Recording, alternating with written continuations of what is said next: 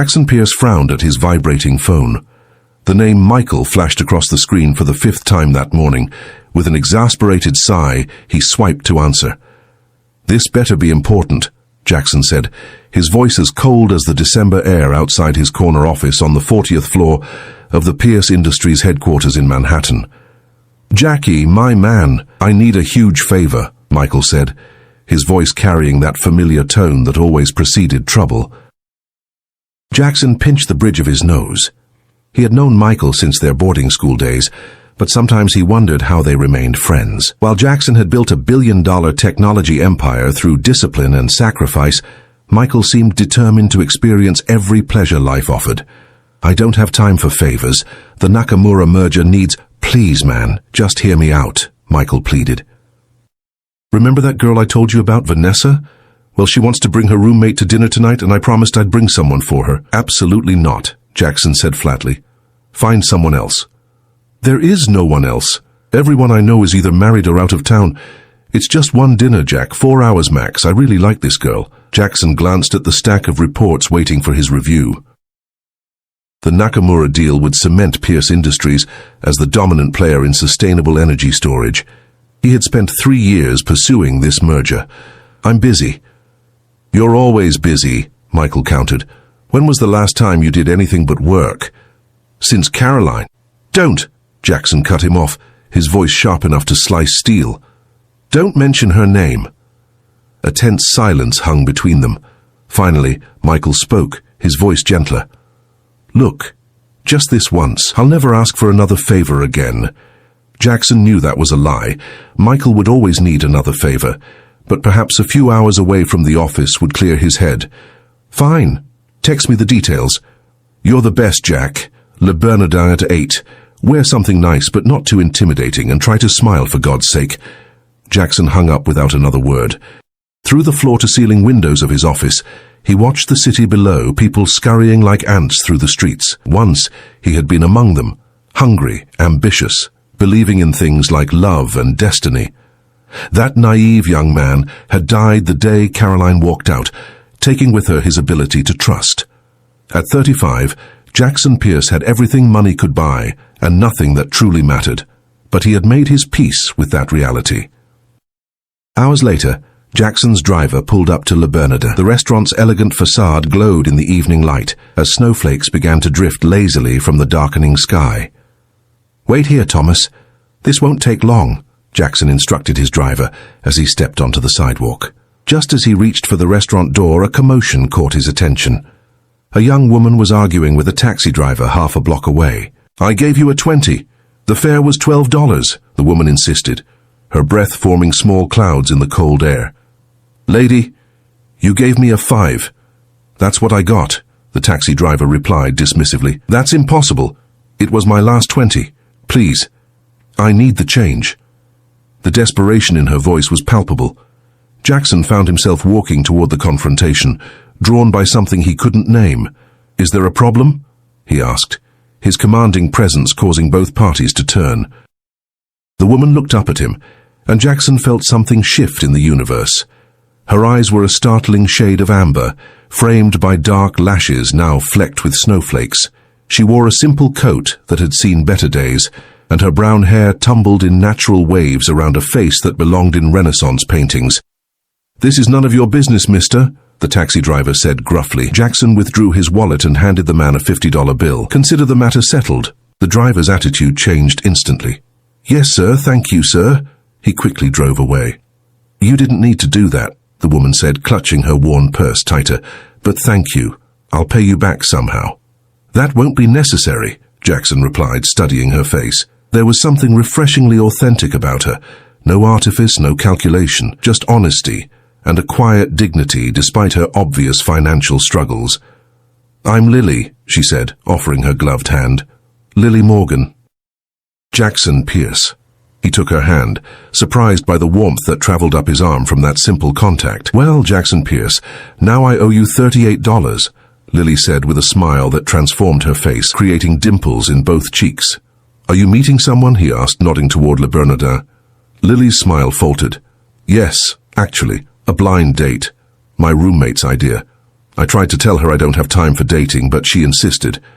A strange coincidence prickled at the back of Jackson's neck. Your roommate wouldn't happen to be Vanessa, would she? Lily's amber eyes widened. Yes. How did you know that? Before Jackson could respond, his phone buzzed with a text from Michael. Running late. Stall the girls if you get there first. Jackson looked at Lily again, seeing her in a new light. This was his blind date, the roommate. But that wasn't possible. Michael would never set him up with someone so unpolished. Michael knew the type of women Jackson typically escorted, sophisticated socialites and models who understood the rules. No emotional entanglements, no expectations beyond a few weeks of mutual companionship. Lily Morgan was different. She radiated sincerity and warmth, dangerous qualities for a man who had walled off his heart. I believe I'm your blind date, Jackson said, watching her reaction carefully. Confusion, then disbelief crossed Lily's expressive face. You? But Vanessa said... She trailed off, looking embarrassed. What did she say? Jackson asked, curious despite himself. That you were Michael's stuffy workaholic friend who needed to live a little, Lily admitted with a blush that colored her cheeks attractively. I'm sorry, that was rude to repeat. To his own surprise, Jackson laughed, a genuine laugh that felt foreign to his lips. That's an accurate description, actually. A gust of wind blew stronger, causing Lily to shiver. Jackson instinctively moved closer, shielding her from the cold. Shall we go inside? He suggested, gesturing toward the restaurant's entrance. Lily bit her lower lip, a nervous gesture that drew Jackson's attention to the soft fullness of her mouth.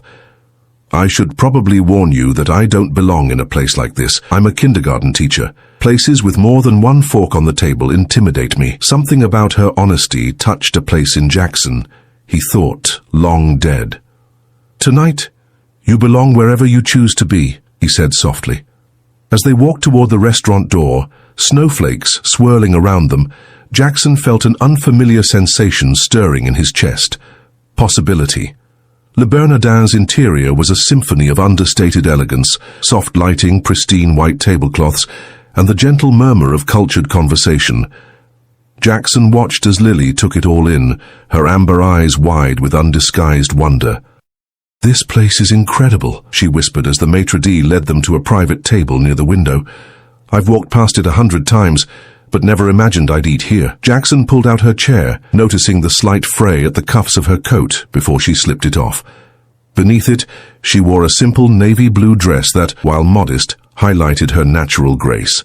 Michael and Vanessa are running late, Jackson explained, ordering a bottle of Bordeaux without consulting the wine list. The sommelier nodded approvingly. Of course they are, Lily said with a knowing smile.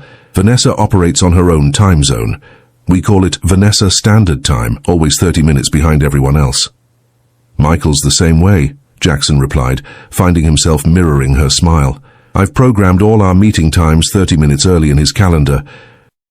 Sounds like they're perfect for each other, Lily remarked, then added softly, which makes me wonder why they thought we would be. The question hung between them as the sommelier returned with the wine. After the ritual of tasting and approval, Jackson watched Lily take a small sip. Her eyes closed momentarily in appreciation.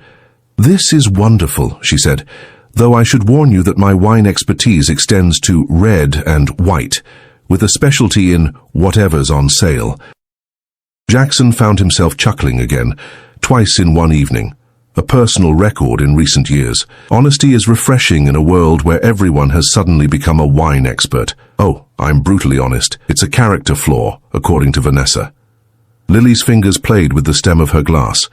She's been trying to improve me since we were roommates in college. Says I need to aim higher. And what do you think? Jackson asked, genuinely curious. Lily considered the question.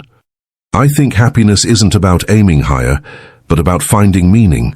I love teaching my kindergartners, watching them discover the world, their faces when they finally sound out a word or solve a simple math problem. That's everything to me.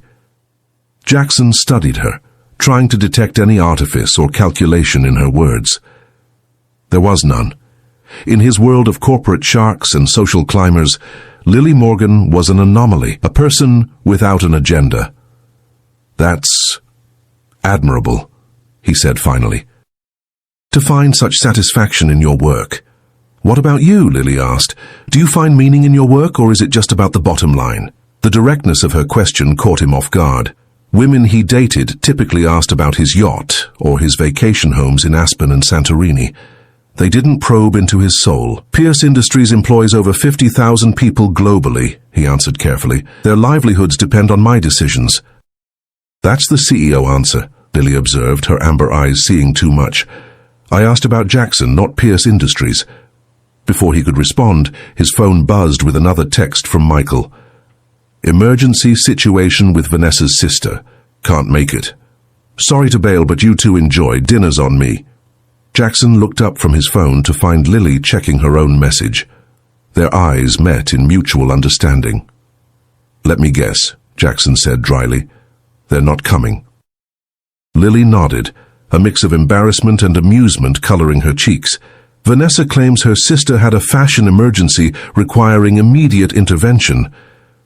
This was a setup, Jackson realized, irritation building in his chest. "I'm sorry," Lily said, placing her napkin on the table. "I should go. This is obviously not what you signed up for." "Wait," Jackson said, surprising himself. "We're already here. The wine is excellent. Why waste a reservation at Le Bernardin?" Lily hesitated, then slowly settled back into her chair. "Are you sure? I mean, we're hardly compatible." The word hung between them, and Jackson found himself considering their differences. He, with his tailored Tom Ford suit and inherited wealth, now multiplied many times over through shrewd business acumen. She, with her teacher's salary and second-hand coat, rich only in the currency of compassion and authenticity. "Perhaps that's exactly why we should stay," he heard himself say. "A brief respite from our usual worlds." The arrival of their appetizers, sea urchin with champagne butter and caviar for him, and a simple salad for her, the least intimidating option on the menu, she'd explained, created a natural pause in the conversation. Jackson watched as Lily cautiously tasted her first bite of truffle-infused vinaigrette, her face lighting up with pleasure.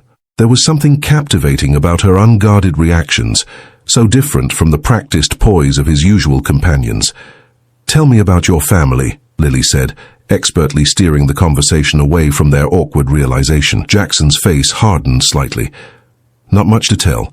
My parents died in a plane crash when I was 12. I was raised by my grandfather, who taught me everything about business and nothing about life. He passed 3 years ago." "I'm so sorry," Lily said, her hand instinctively moving across the table as if to touch his before she caught herself. "That must have been incredibly difficult." "It was a long time ago," Jackson replied, his tone making it clear this was not a